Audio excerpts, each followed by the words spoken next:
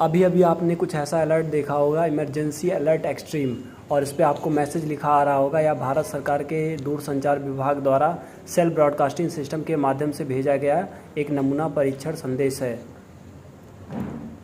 इस पर ध्यान ना दें, पर आपकी ओर से कार्रवाई करने की कोई आवश्यकता नहीं। यह संदेश राष्ट्रीय आपदा प्रबंधन प्राधिकरण द्वारा कार्यान्वित किए जा रहे अखिल भारतीय आपात अलर्ट सिस्टम को जांचने हेतु भेजा गया है। इस सिस्टम का सार्वजनिक सुरक्षा बढ़ाना है और आपात स्थिति के दौरान समय का अलर्ट प्रदान करना है। मतलब ये है कि ये अलर्ट प्रोवाइड करने के लिए हमारे फ़ोन में ऐसा कुछ किया जा रहा है।